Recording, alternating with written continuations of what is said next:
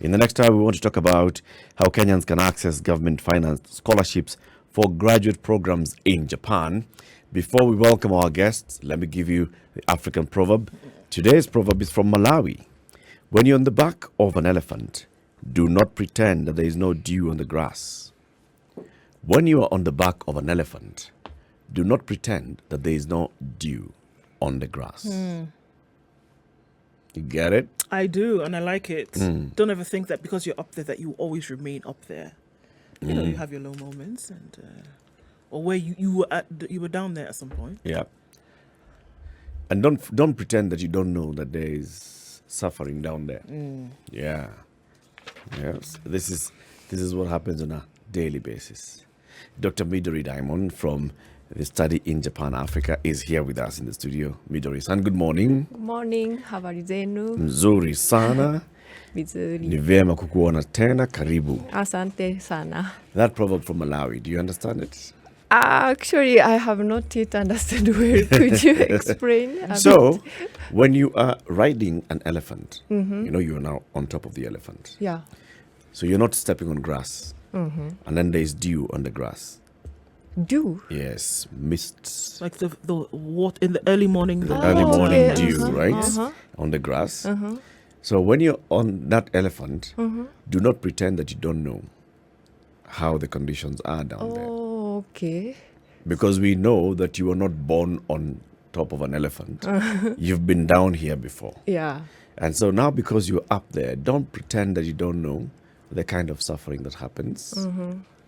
Okay. So On the you have ground. to know, you have to understand what's happening there. Yes. Okay. Retain your empathy. Even as you rise, you become this big person and you're wealthy. Don't forget. The down people. Yep. Uh-huh. Because you've been there before. Oh, that's good proverb. Yeah. Yeah. It's a Malawian proverb. Welcome to the show, Midori. Okay. Today, again, we're talking about studying in Japan. Yes. Last week, we had a different university. This week, we're going to hear from two people from a different university. Yes. Hokkaido University. They'll be joining us shortly. But today, we're also talking about scholarships. Yeah. And the government's scholarship to go and study in Japan. Yes. You've told us about this before, MEXT. Yeah. Tell us a bit about it before we welcome the guests. Okay, so Japanese government full scholarship, we call it mixed scholarship. So mixed meaning Ministry of Education, Culture, Sports, Science and Technology. So shortly we call mixed. Yeah, so if you see mixed, it means like Ministry of Education in Japan. Okay. And then which is very full covered one, including a round trip, round ticket, and also monthly stipend. Of course, all tuition fee is waived. Yes, so it's very good. Good. So it's 100%, it's Yes, comprehensive. 100%. They pay the full tuition. Yes, you don't need to refund. They of give you course. monthly stipend, so you're able to Yeah. live in whatever part of Japan. Yeah, around like $1,000 per month, which is very enough to survive that side in All Japan. right. Yes. And then they also give you a ticket to and from Japan Yes. every year. Actually, Or is it just once? Yes, once. Okay. Yes.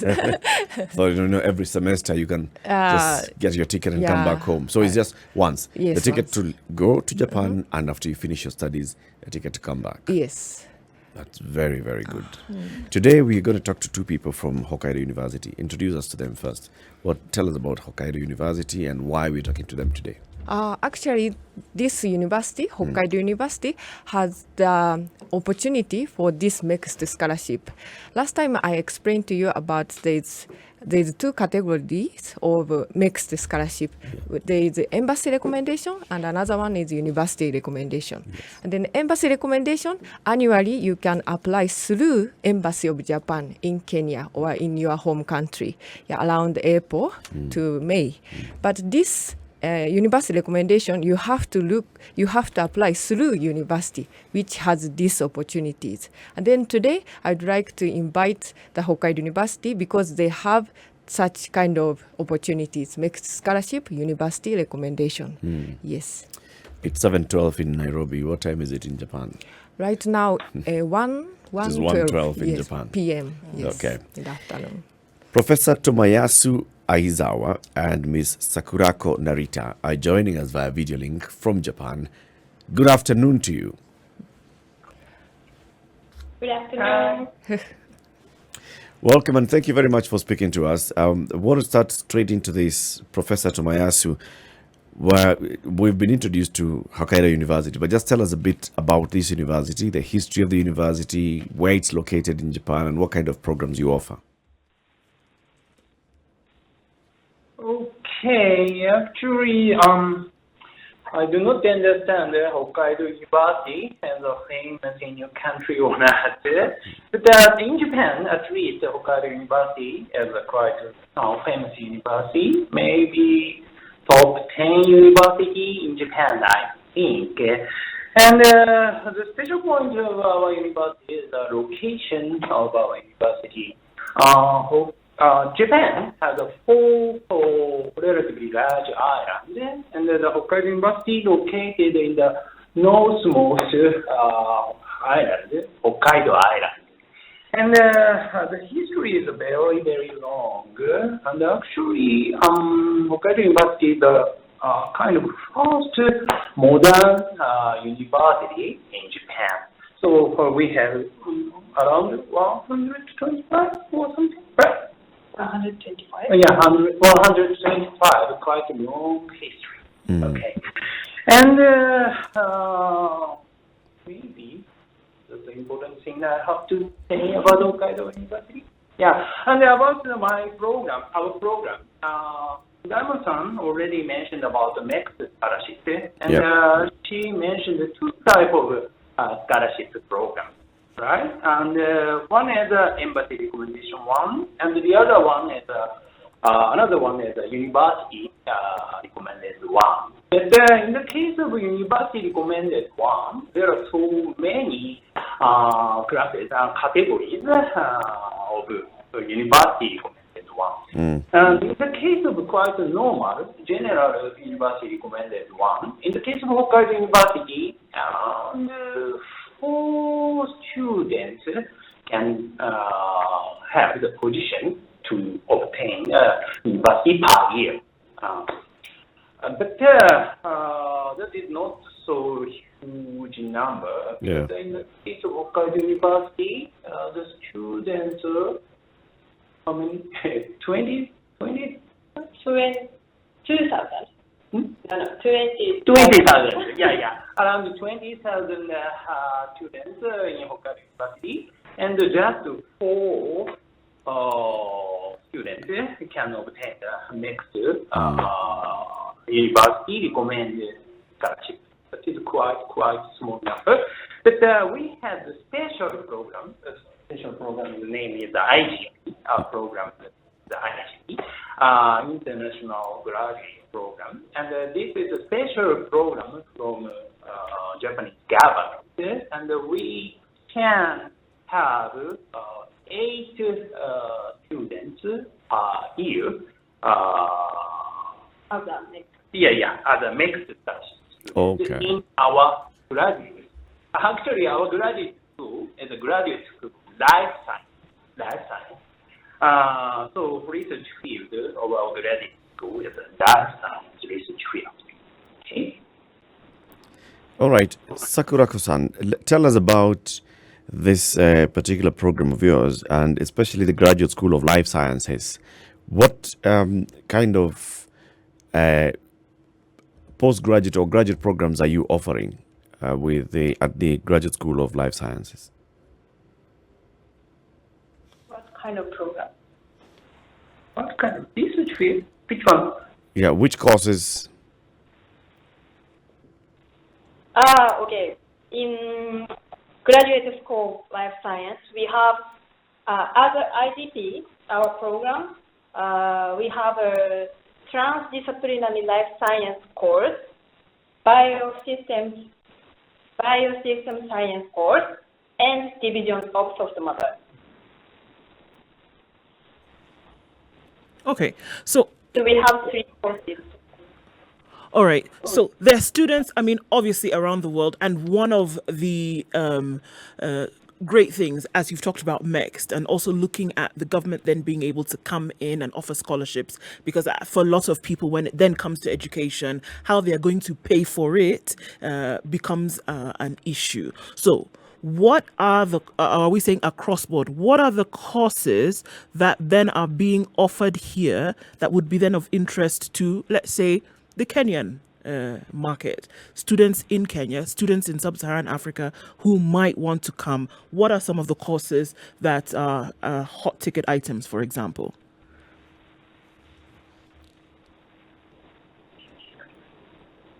You mean research field you want to Yeah, mention? what courses are on offer that you feel, based on what people would want to come in and pursue, are on offer that you feel are important that they could actually come and take advantage of? Okay. Actually, I've already mentioned our graduate school is a graduate school of life science. Life science is a quite wide variety research field. For example, pharmaceutical science and medicine, and of course medical researchers also do life science research field. And actually, I'm a professor from School of Science. That means my research field is very, very basic one. Okay, so in that point of view, so biological scientists belong our graduate school. So in that point of view, our research field is quite wide variety. And so in that point of view, the student research field is also quite wide variety related to the life science. And another point is, of course, the future is also quite wide variety. Certain students will be researchers in a pharmaceutical company or biological research company, or certain students will be a professor in academia, for example, in Japan, or go back to their country. So in that point of view, yes, the future after graduation of our graduate school is very, very wide. And of course, from that point of view, the students who enroll to our course also have a very wide background of their undergraduate studies. For example, a certain students come from School of Science and chemistry, and the other one is from pharmaceutical science, and of course from physics or from biology. So in that point of view, we will accept many kinds of the students. Okay. Now, I mean, it's obvious, the courses that you talk about, Professor, but as well, what are some of the fields that graduating students then go into, or at least can be assured of? Because yes, education, very important, but people are going into these courses with a mindset of where they will work, obviously, in the future. So what are some of the careers that you see some of your students, having gone through the program, then start to work in? Actually, in the case of our program, the final goal is to obtain a PhD, doctoral course. Of course, in the case of graduate school, there are two courses. One is a master course, 2 years master course, and after finishing the master course, you enter to the PhD course, 3 years PhD course. And of course, depend on your final goal, but at least our high program, the final goal will be to obtain PhD. And after obtaining the PhD, the career of the PhD holder will be basically researcher in the case of Japan. Of course, in the case of Western country, work of the PhD holder is quite wide variety. In the case of Japan or Asia, PhD holder will be a researcher. And previously, in the case of Japan, the PhD holder want to be a professor or researcher in an institute, academic field. But recently, for example, pharmaceutical company or large company require the PhD holder as a researcher in the company. It's a very, very important point. So, in the case of scholarship students from abroad, at the moment, the most of the students from Asia, maybe the final goal, they want to be a professor or academia position, but the situation is gradually changed. For example, in the case of Chinese international students, after getting a PhD, around half of them want to be a researcher in a company, and half of them want to be a researcher in academic position. So, depend on their country, I think. I want to ask you this question, Sakurako. How many international students, especially students from Africa, do you currently have at Hokkaido University? In Hokkaido University? Yes. Are there many from Africa? Yes, of course. Currently, 89 students from Africa is in our Hokkaido University. Okay. And are many of them on scholarship?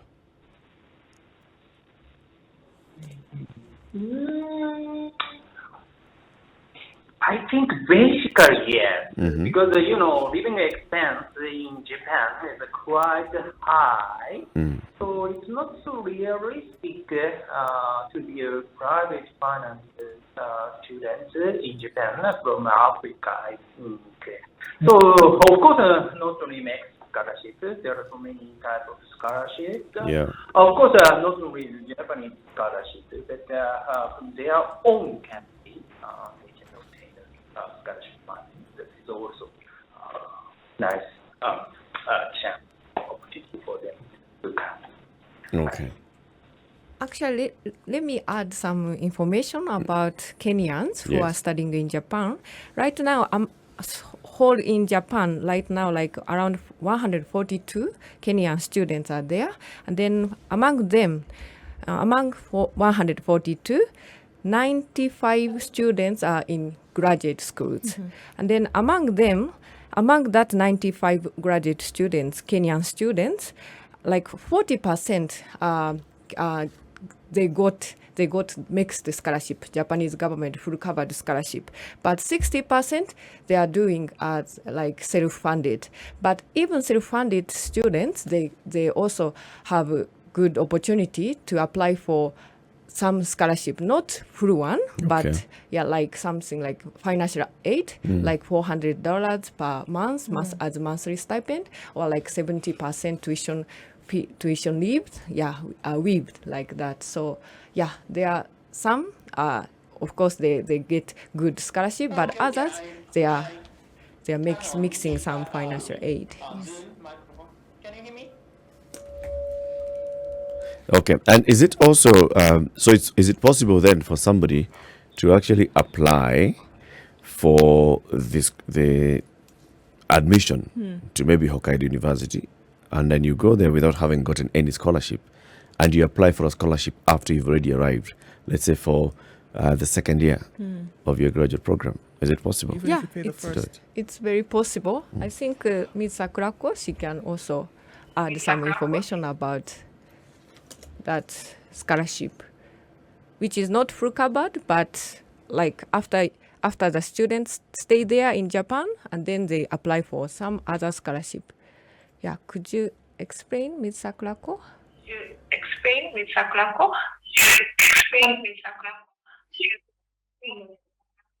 I'm sorry. And I couldn't follow Diamond Sense's thought, but I think you are asking about the scholarship after graduation or after 3 years. After the enrollment. After they reach there in Hokkaido University, and then they can apply for other scholarship. If you are not getting that Japanese government scholarship, they can add some other scholarship. Yes. Actually, it's maybe hard to find a full covered scholarship after coming to Hokkaido University. So we recommend them to find a scholarship before coming to Sapporo. Okay, so the recommendation is find a scholarship before you then leave and go to Japan. It works best that way. But also, you're saying it's not difficult to apply and get these scholarships. There are some other financial assistance, but not full covered, I have to say. Not fully covered. Yeah. Okay, let's take a break. It's 29 minutes after 7. This is the Situation Room, the only way to start your day. In the studio with us is Dr. Midori Daimon from the Study in Japan, Africa. You've told us about MEXT, and this is the government scholarship, and people can apply. It's either through going to the embassy in Nairobi or applying to the university, and then through the university recommendation for the MEXT scholarship. But there are very many other scholarships as well that are available. Yes, but I have to say that the full covered one, for those graduate students, is only that Japanese government scholarship. But I want to say that there is also other financial aid which is offered by universities or other private foundations. So if you are here and then if you are in Africa or Kenya, when you apply the course in Japan, you can ask them that which kind of scholarship, financial aid they have. And then they can tell you which kind of scholarship and then which timing you can apply. Some scholarship you can apply even you are in Japan. When you are enrolled, you will know that you get some monthly stipend. Yeah. And then after you go there, also you can apply for some small financial aid, not full one, but you can apply. But you have to keep good academic transcript, of course. Throughout. Yeah, so I mean, the grades are important, obviously. Yes. You have to keep yourself up there. But essentially what we are saying is that there's an opportunity for you to pay for this world-class education with the institution. That, the government is saying, you can come to school here. We'll help you out with paying for the education, so long as you do your part and make sure that your grades are good. Right? What's the uptake? I mean, because I know this is a sticking point. What is the uptake for some of these scholarships or some of this financial aid?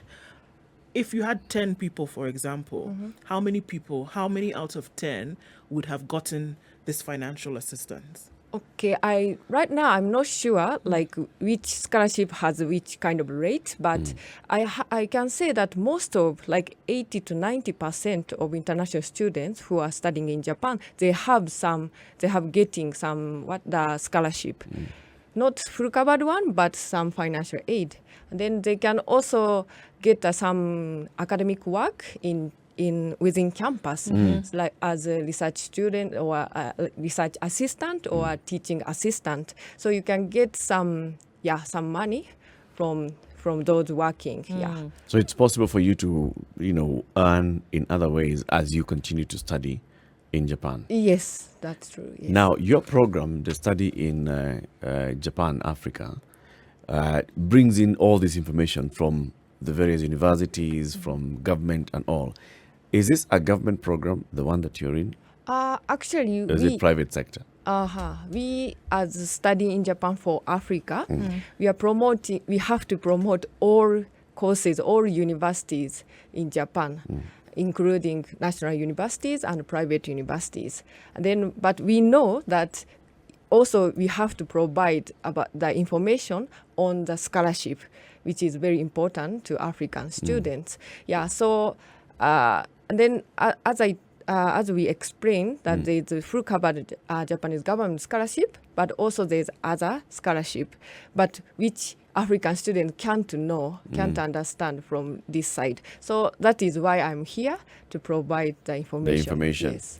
So if somebody goes on to, you have a website and you have also your social media platforms. Yes. Can somebody get all this information, for example, the kind of universities that are there in Japan, the courses they offer, whether it's undergrad or graduate courses, Yes. and then the kind of fees that you have to pay, and whether scholarships are available? Is it all available on your website Yes. and platforms? Yeah, we have a website. If you Google like Studying Japan for Africa, you reach us. And also we have Facebook and Twitter and Instagram. And then usually Twitter and Facebook, we are providing scholarship information. Yeah, or those Japanese government full covered scholarship, university recommendation. This one, it's very difficult to get the information. So actually from September to October, they are starting to open the application period window for the next scholarship, full covered scholarship, university recommendation. So once we get the information, we post the information on Twitter and Facebook. So for the MEX scholarship is for the courses in the sciences that you had talked about, right? Yes.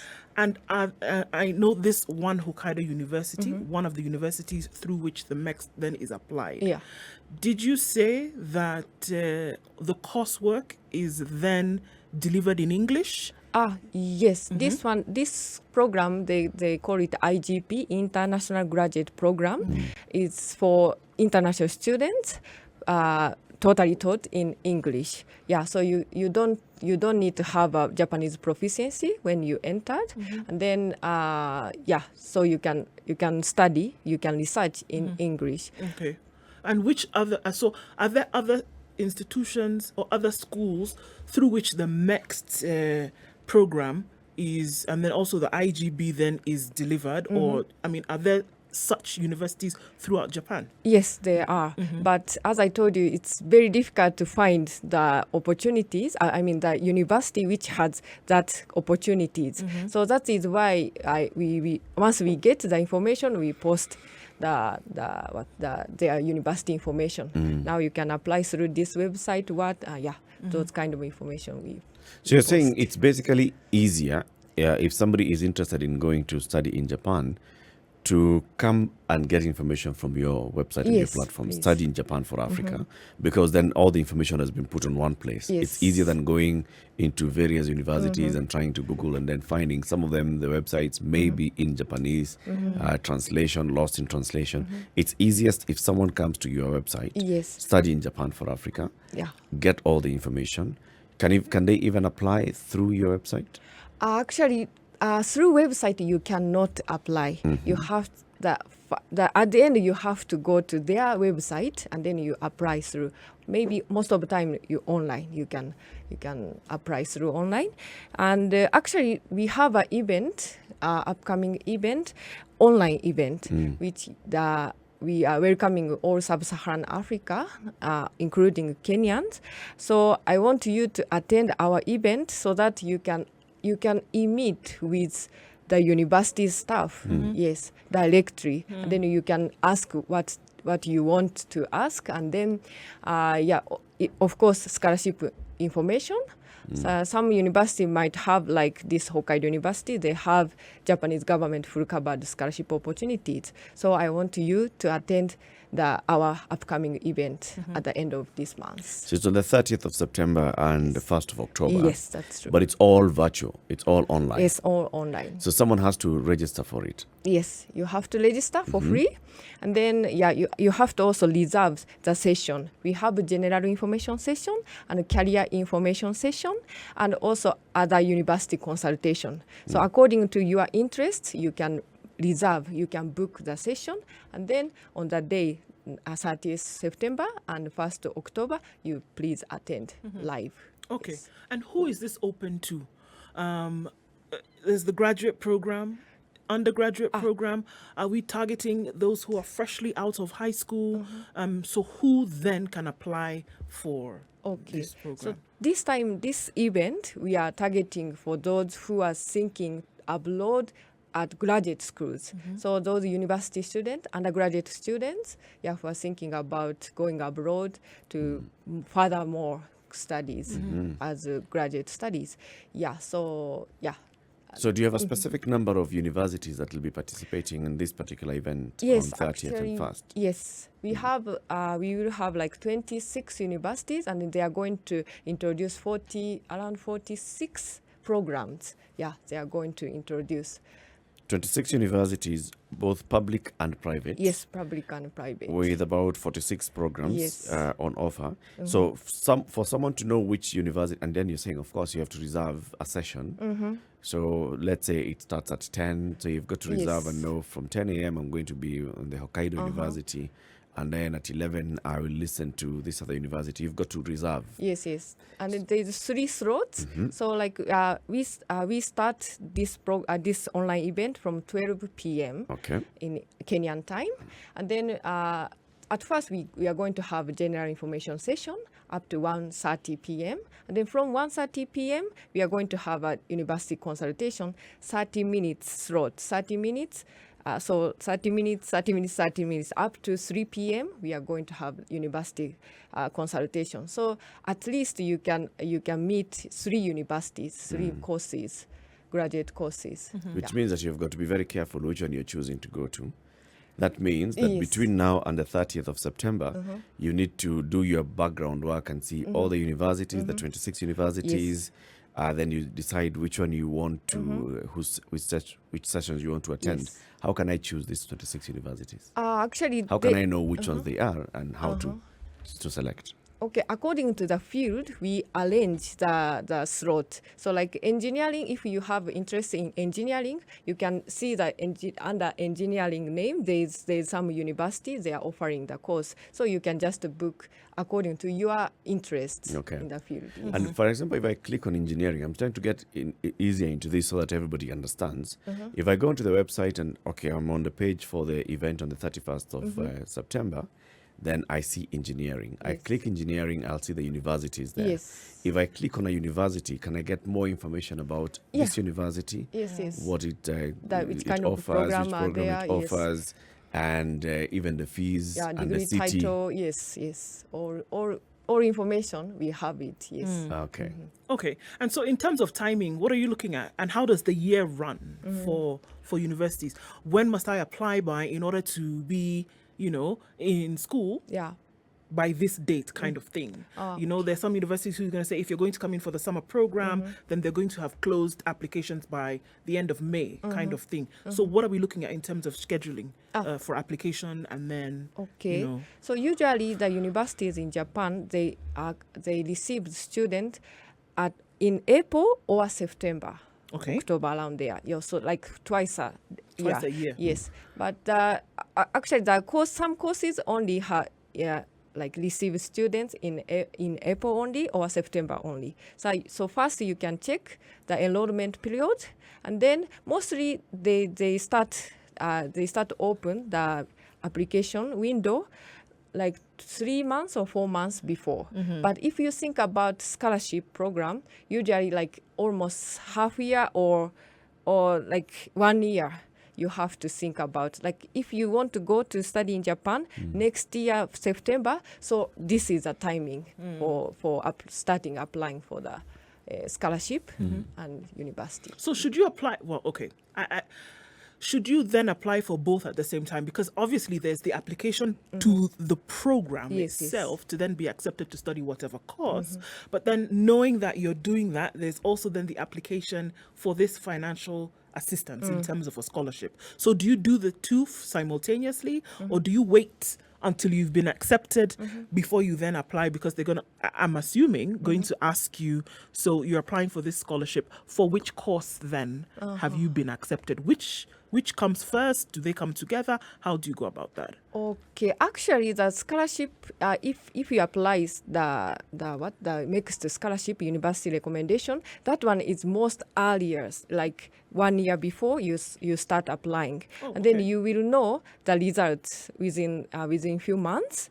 Yeah, so that's after like few months, even like there's still application window is open for those self-funded students. So like firstly you can think about the mixed scholarship opportunities, and then if you fail you can still apply the courses. So like at the same time you can think you can start applying, but usually scholarship thing is earlier than those regular schedule. Yeah. What do they consider when they are shortlisting for the applicants of the scholarships? What is it that they look for? Is it your grades, or is it proof that you actually come from a financially disadvantaged background? Okay, so about mixed scholarship, look about the Japanese government scholarship, you need to have the academic performance above 2.3 GPA amongst out of 3. Yeah, so you have to calculate at first, and then you will know whether you are eligible to apply or not. And also, of course, you have to have clear research proposal, research plan. Yeah, and then another thing it's very important to think about is to get a perspective supervisor who is going to supervise you in Japan. Yeah, and then actually this one is a bit difficult. Some university can look for those prospective supervisor for you, for applicants, but others they don't. So you have to email them, the professors. To do the work. Yes, and then you have to please write good. How can I say that? Email.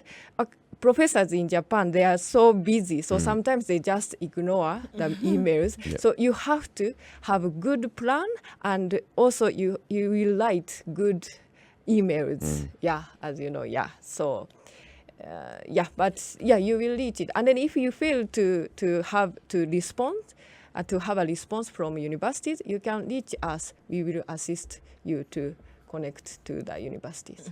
Yes. There's the issue of cultures and understanding one another. It's also important to know, how do I word my application, or actually even just the application for the professor to be my supervisor. I do not want to come off as rude or brash or, because of the different cultures. And you're talking about Japanese professors looking at some application from Africa. Is it then easier for me to come through you?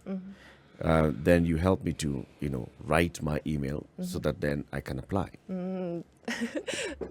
Okay. Because you understand you understand this kind of professors and what they'll be looking out for. All right. Okay. But usually, firstly, you have to have a good plan, good research plan. Yeah. And then I want you to research about Japanese professors in Japan. They usually have some English thesis papers, academic papers. So you can check their papers, and then the good thing is if you understand which topic, which research they do, and then if you mention about it on the email, they will think that this student, this applicant have interest in our university or in me, in my work. My work. So they are very happy. So I want you to search them very well at first, and then if you fail, you can ask us to assist you. Yes, but firstly, please try to get to know them, their work. Yes. So what I'm understanding you saying is that it is important to be in touch with the professors because it is under them that you would then work out your scholarship, or in terms of the work that you'll be doing in the program, or is it both? As in, how does the scholarship present itself? Is it kind of like a work study? Do you work under a professor? Or are we saying that getting in touch with the professors is important because it will help with your coursework? Which is it? Actually, about scholarship is belong to that program, not to professors. So if so the find a professor, why it's important, because of your coursework, because of your research in Japan. Usually in Japan, especially in those science lab, is like they make like a family. Like top is a professor, and then they have also senior researcher. They are trying to help you, but you have to find a good lab which you can do what you want. Yes, so it's very important to find a professor. Okay. Are there application fees for the scholarship? For the scholarship, no. Yes, actually, for that Japanese government scholarship, you don't need to pay anything. But most of the times, Japanese government scholarship ask you to post the original documents at the end. Yeah, after you no, not. Okay, I have to say that. Yeah, you have to post some documents to Japan. Yeah, not online only. Okay, so you have to actually send sending the physical, fee. physical documents to consume, Japan. Yeah, you have to. So that's the only cost that you may incur. Yes. Nothing like an application fee. No. And how about the universities? When you're applying directly to universities, not for scholarship, just a university application. Okay, university application. Yeah, you have to pay some money. Yes, around like $30 or $50, something like that. Yes, it depends on the university. Yes. Okay. So again, what is the encouragement after your program? And sorry, how long is the program? The graduate program, 2 years? 2 years master's, 3 years PhD. 3 years PhD. Yes. So what is the encouragement? Or is it across board? Finish school and then you may go, anywhere you want in the world? Or are there programs now through which, again, we're asking this question, through which then students can now, enter into a chosen career path after they have finished their studies? Okay. Usually, I have to say, Japanese government want the student to go to obtain up to PhD course. Okay. Yeah, PhD in Japan. Yeah. So that's like they can get good relationship with professors in Japan. Then when they go back to their home country, they can maintain that relationship. Yeah, with researchers in Japan, and then they have more research. Yeah. As like cooperative research. So and then most of university staff, they want the students, to be academic staff in your home countries. Yeah, usually. But I know that the academic opportunities, academic job is not so many in your home country. Might be not so much. So like there are some companies in Japan also, they are starting to getting the international students, graduates who got PhD in Japan, and then they can work there. Okay. So once again, Midori, what you're saying is that on the 31st of September Yes. and the 1st of October, you have this online event Yes. where anybody who is interested in pursuing a graduate program in Japan can come in and participate in the online event. Yes. It starts at 12 p.m. Kenya time. In Kenya time. Yes. But they have got to then log on to your website. Yeah. What is the website? The website is 2022.studyinjapan-africa-portal.com. 2022.studyinjapan Africa Africa portal.com. Yes. Or you can just Google for Study in Study Japan, in Japan for Africa. And you'll get into the website. You will then be able to look at the timings, look at the universities and offer the different Yes. programs, and then select at least three.